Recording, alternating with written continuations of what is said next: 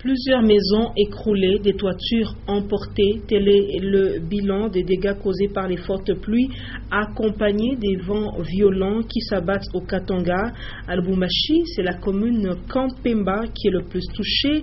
La même situation s'est produite à Malembankulu. Là, on dénombre 2000 maisons ou 2000 ménages sans abri. Justice, 34 prévenus comparaissent devant le tribunal militaire garnison de Lubumbashi. Ces prévenus sont les adeptes de Mukungubila poursuivis pour participation au mouvement insurrectionnel, dissipation des munitions de guerre. Une première audience consacrée à l'identification des prévenus. Mesdames et messieurs, bonsoir. Très heureuse de vous retrouver sur notre télévision pour ce 23h. Nous venons de l'apprendre, Maître Rose Ntumba Kaja vient d'être élu bâtonnier au barreau de Lubumbashi avec 291 voix. Son principal challenger, Maître Chabani Gabriel, lui a eu 194 voix, suivi de Maître Kalumba qui en a eu 104. Eh bien, le processus électoral au barreau de Lubumbashi se poursuit et prévoit l'élection des 10 membres du Conseil de l'ordre. Pour rappel, l'élection de Maître Rose Ntumba avait été contestée au mois d'octobre dernier. Certaines ONG reprochaient certaines irrégularités, notamment le vote par procuration qui n'avait pas été pris en compte. Eh bien, aujourd'hui, la page est tournée. Maître Rose Ntumba remporte ces élections et devient premier bâtonnier femme à Lubumbashi. On va rester dans les couloirs de la justice avec cette question: que risque une personne ou un groupe d'individus qui s'adonnent à la destruction méchante des biens d'autrui jusqu'à ce que mort s'en suive, comme ça a été le cas durant cette semaine à Kipushi, où 2 personnes du même famille ont trouvé la mort de suite d'une justice populaire.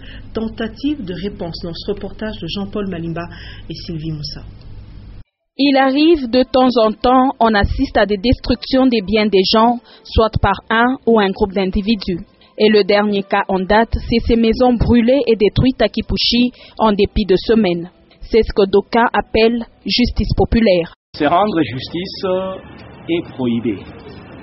L'État a déjà organisé les choses de telle sorte que s'il y a à se plaindre, il faut se plaindre au niveau des instances.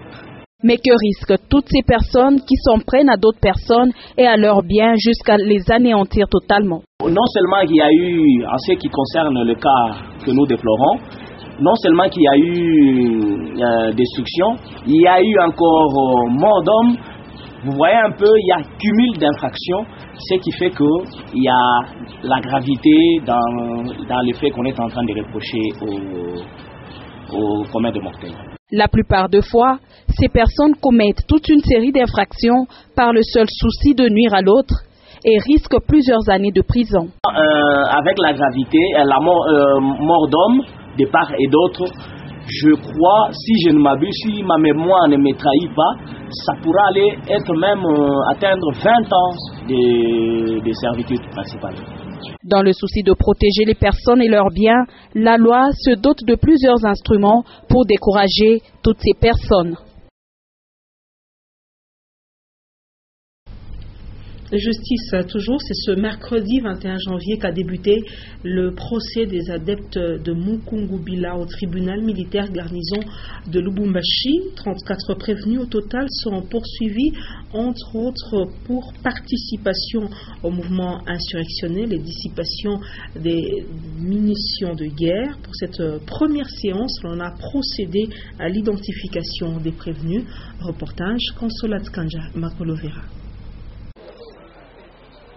Ils sont au nombre de 34, les adeptes du prophète Joseph Mukungubila, qui sont poursuivis pour participation au mouvement insurrectionnel, dissipation des munitions de guerre, tentative de meurtre et meurtre, détention illégale d'armes. L'affaire remonte au 30 décembre 2013, lors des affrontements qui avaient opposé les éléments de la 6e région militaire aux adeptes du prophète Mukungubila au quartier Kabulameshi et au Abora et sur l'avenue Yangambi près du camp Vangu. À cette première audience, mercredi 21 janvier, il était question de l'identification des prévenus dans l'un, le 35e, aurait trouvé la mort pendant sa détention à la prison de la Kasapa. C'est une audience publique du tribunal militaire garnison de Lubumbashi siégeant en matière répressive au premier degré. Autre chose, le maire de Lubumbashi, Jean-Oscar Sanguza Mutunda, a effectué une visite d'inspection aujourd'hui au centre-ville de Lubumbashi. La population était en proie à une rumeur qui a poussé certains opérateurs économiques à fermer momentanément leurs activités. Maurice Mazel nous en parle. Suite à l'agitation qui a eu lieu au centre-ville de Lubumbashi ce mercredi 21 janvier 2015, le maire de Lubumbashi a parcouru plusieurs artères de la commune de Lubumbashi. Jean-Oscar Sanguza Mutunda tenait à tout prix à rassurer la population pour qu'elle continue à vaquer à ses occupations dans la quiétude. Le maire échangeait de temps en temps avec des foules de gens qui s'attroupaient devant les magasins. Certains opérateurs économiques de Lubumbashi qui avaient déjà fermé leur activité ont réouvert tout bonnement leurs portes lorsqu'ils ont été réconfortés par l'autorité urbaine. Au marché musée Laurent Désiré Kabila, le maire Jean-Oscar Sanguza Mutunda a sensibilisé suffisamment les chauffeurs de taxi. Il leur a demandé de ne pas faire foi à des rumeurs. À tous, Jean-Oscar Sanguza Mutunda avait le même message. Hakuna mvurugo hata moya mvile Lubumbashi. Niangarisho. Bale bote mvile Lubumbashi banatafuta namna ya kutroubler ordre public bayo asema tuko na mkongo. Tunafanya turu ya vile tubakie kimya twende tukatafute kambekechi yetu. Na yote ile nyuma ya président de la République Joseph Kabila Kabange. Rassuré et convaincu, surtout par la randonnée effectuée par l'autorité urbaine, la population a vaqué librement à ses occupations. Et puis cette question de l'heure lors de l'examen du projet de loi électorale mardi au Sénat, il a été également question du droit de vote à reconnaître aux Congolais vivant à l'étranger. Le vice-premier ministre en charge de l'Intérieur a précisé que ces Congolais de l'étranger ne seront concernés que par les élections présidentielles parce que les locales sont un arriéré. Évariste Bouchab dans cet extrait choisi par Guillaume Kazadi. Mais la question est de savoir pourquoi participerait-il seulement à l'élection présidentielle et pas aux élections locales, et municipales. Mais simplement, et beaucoup de sénateurs ont répondu à cette question, le fichier actuel, s'agissant de ces élections locales, c'est un arriéré et il n'était pas concerné. Voilà pourquoi nous disons, mais pour l'élection présidentielle, parce que pour l'élection présidentielle et législative, étant entendu que c'est le fichier en constitution qui s'arrêtera le jour où la CENI va devoir décider que tel est le moment d'aller aux élections, mais ces jours-là, les données qui seront en possession de l'ONIP vont être transmises et les Congolais de l'étranger qui auront été identifiés, ceux-là vont devoir participer à l'élection présidentielle et législative. Pourquoi ne pas procéder, comme partout ailleurs, à pouvoir réserver des sièges précis pour les Congolais de l'étranger? Oui, je voudrais simplement dire que la vieille démocratie, comme la démocratie française, a procédé à cette expérience lors des dernières législatives. Nous avons encore besoin de constituer nos fichiers, mais je pense que nous tendons vers là. Ce n'est pas parce que les Congolais sont à l'étranger qu'ils vont devoir perdre leurs droits. Et je l'ai dit en titre, la pluie qui s'est abattue hier sur la ville de Lubumbashi a causé d'importants dégâts matériels. À la commune Kampemba, par exemple, il y a eu des maisons écroulées et des toitures emportées. Constat de Janine Boudjou. C'est ce qui reste de l'église Kissima située sur l'avenue Niembo au quartier cadastre de la commune Kampemba. Monsieur Patrick, l'un des fidèles de cette église, raconte comment il a vécu la situation.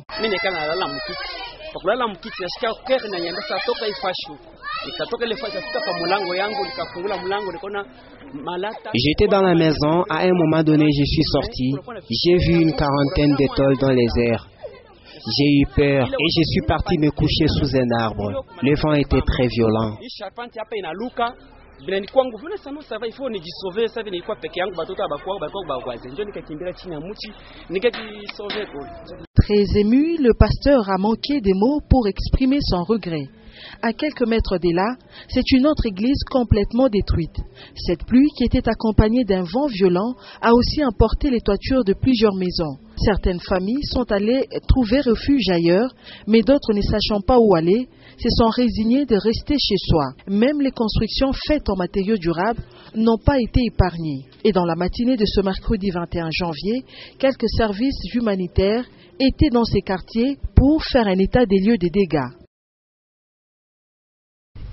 La nature toujours pas clémente, des morts et plus de 2500 maisons écroulées sont enregistrées dans la cité de Malembankoulou à la base. Les fortes pluies qui s'abattent depuis le 20 décembre jusqu'à ce jour. À présent, les conditions humanitaires sont catastrophiques. Des familles passent nuit à la Belle Étoile, d'autres vivent dans les écoles et même les églises. Reportage. Malembankoulou sinistré, c'est le cas de le dire. La cité vit non pas les affres de la guerre, mais plutôt de la loi de la calamité naturelle. Depuis le 20 décembre 2014 jusqu'à ce jour, des fortes pluies diluviennes qui s'y abattent causent et continuent à causer des dégâts matériels. Et l'on a même enregistré des pertes en vies humaines. Pour les dégâts matériels, on compte au moins 2500 maisons d'habitation écroulées, des toitures emportées par le vent impétueux accompagnant ces pluies. Bref, beaucoup de désastres causés par la destruction des infrastructures. Depuis fin 2014, les victimes ne savent à quel sens se vouer. Plusieurs ont choisi des églises et écoles parfois détruites aussi pour y vivre. D'autres familles passent carrément nuit à la Belle Étoile, avec tous les risques que peuvent causer les intempéries. Il y avait beaucoup d'eau qui ont inondé nos maisons. Les toitures ont été emportées. Voilà pourquoi nous vivons dans ces conditions. Parce qu'il pleut abondamment, les eaux ont poussé plusieurs rivières de Malembankoulou de quitter leur lit. Ce qui a aussi occasionné la mort d'autres victimes. D'où la descente sur place de cette mission du gouvernement provincial du Katanga mardi 20 janvier 2015 pour s'enquérir de la situation. Et quand même une bonne nouvelle, le gouvernement provincial du Katanga n'est pas resté insensible à la situation humanitaire alarmante de Malembankoulou où plusieurs familles sont sans abri. Il y a dépêché une mission conduite par le ministre provincial de l'Intérieur pour justement faire un état des lieux. L'équipe du ministre Kitungwa s'est non seulement entretenue avec la population mais également s'est rendue dans différents sites où plus ou moins plusieurs maisons d'habitation se sont écroulées. Antoine Roger Mbouimamba et Félix Kalombo nous en parlent. Accueillis par les autorités locales, le ministre provincial de l'Intérieur décide de faire le pied avec une foule compacte de la population de la cité de Malembankoulou, victime des catastrophes naturelles depuis bien de jours. Dans sa suite, le directeur de cabinet du gouverneur, Witt Moulongo et autres membres. Ici, première destination, le stade de football où Kitungwa et sa forte délégation signifient à l'assistance la compassion du gouvernement Katumbi face à cette calamité. Le gouverneur Moïse Katumbi nous a dépêchés ici pour faire l'état des lieux. Et le samedi, un avion viendra apporter une assistance. Dans cet échange, l'envoyé du gouvernement provincial invite les Malembankoulois à favoriser la paix et bannir la haine tribale et division en ce moment. Une rencontre avec les autorités locales s'ensuit et la visite débute par le quartier Kiamakanza qui enregistre plusieurs dégâts. Puis cette visite, des réconforts d'une famille d'une dame victime au quartier Kiani à qui l'on remet une enveloppe. Même celle du quartier Kimana suite au débordement de la rivière Kakungwa.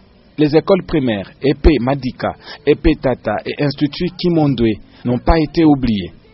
À ces sinistrés qui sollicitaient l'aide du gouvernement du Katanga, le ministre promet de faire rapport à la hiérarchie. Et au ministère provincial des Mines, Audax Sompoué lui a tenu sa toute première réunion pour l'année 2015 à l'intention de différents services se trouvant sous sa tutelle. À l'ordre du jour, le programme à réaliser pour 2015, les principes de collaboration sans oublier les vœux pour l'année nouvelle. Reportage de Consolat Kanja et Richard Shima. Au cours de ce premier échange annuel avec les différents services de son ressort, le ministre provincial Audax Sompoué a répertorié les activités destinées à chaque secteur. Pour les mines, par exemple, il est prévu des visites d'inspection environnementale, la construction des bureaux des mines à Kalemi et la réhabilitation des bureaux des mines à Sakanya. Pour ce qui est de l'environnement, la mission est entre autres de renforcer cette année l'assainissement des villes de la province en dotant du matériel de travail les brigades d'assainissement, la protection des forêts et la mise sur pied du Conseil consultatif provincial des forêts sont au programme. Pour les domaines du tourisme et jeunesse, sont envisagées la construction d'une maison des jeunes à Louboudi, l'aménagement des sites touristiques de l'Ikassi, la construction de maisons d'accueil à la source du fleuve Congo et enfin l'identification et le contrôle de viabilité des hôtels de la province. C'était aussi l'occasion pour le ministre provincial de procéder à la traditionnelle cérémonie d'échange de vœux. Et au nom de l'École supérieure de la gouvernance économique et politique ECOPO Lubumbashi, le révérend père Jean Goy a réceptionné ce mercredi 21 janvier un diplôme de mérite et c'est l'ASBL Groupe Meilleur Avenir avec en tête Rodrigue Katoulou qui a remis cette reconnaissance au représentant légal des œuvres de Don Bosco en Afrique centrale. Eh bien, les enquêtes menées 2 ans durant démontrent que ECOPO est une institution qui forme dans des bonnes conditions. Reportage d'Antoine Roger-Mbouimamba. L'enseignement de qualité dispensé dans l'ordre et discipline dans des meilleures conditions d'encadrement vient d'évaloir à ECOPO un diplôme de mérite. Une reconnaissance de l'association des journalistes et jeunes intellectuels Groupe Meilleur Avenir, après avoir enquêté 2 ans discrètement sur la gestion et fonctionnement de cette institution. Rodrigue Katoulou, numéro 1 de GEMA. Selon mon enquête, ECOPO Lubumbashi se caractérise par la formation des jeunes à l'occurrence des étudiants dans des conditions excellentes, des conditions académiques et des disciplines répondant ainsi aux normes internationales. Ce diplôme est remis au révérend père Jean-Claude Ngoy, représentant légal des œuvres de Don Bosco en Afrique centrale, qui reconnaît les efforts de tous. Comité de gestion ECOPO que dirige Emmanuel Bagnosizé, enseignants et les étudiants. Au nom, à mon nom propre et au nom de tous les Salésiens de Don Bosco, je voudrais vous dire sincèrement merci pour le travail. Aux étudiants, le père Jean-Claude demande encore plus de sérieux pour voir l'école supérieure de la gouvernance économique et politique maintenir son cap sur l'orbite des meilleurs. On va parler sport. La première journée de la 30e CAN est terminée mardi par le match nul entre le Cameroun et le Mali. Le bilan de cette première journée dans ce résumé signé Guillaume Kazadi, Alex Chonga. Préparation et l'ouverture du score. À l'issue de la première journée de cette 30e édition de la Coupe d'Afrique des Nations, 19 buts ont été marqués pour 8 matchs joués. C'est une moyenne de 2,3 buts par match. 5 matchs se sont soldés sur le score nul d'un but partout, entre autres Guinée équatoriale Congo-Brazzaville, Zambie, République démocratique du Congo, Tunisie, Cap-Vert et Côte d'Ivoire, Guinée-Conakry. Un seul pays n'a pas marqué lors de cette première journée. Le Burkina Faso battu 0 contre 2 le 17 janvier dernier par le Gabon de Pierre-Emerick Aubameyang. Le but pour le Gabon et la star de la CAN, Pierre-Emerick Aubameyang.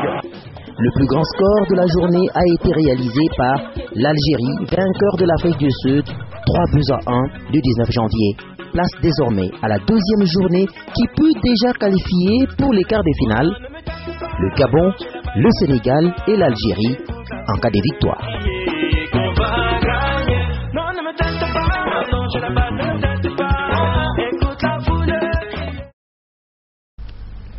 Sur Sur cette note sportive se referme cette édition du journal. Merci à vous de l'avoir suivi. Je vous retrouve demain à 23h pour vous informer avec le même et réel plaisir. Et je vous dis, à la force de commencer, il faut joindre le courage de persévérer.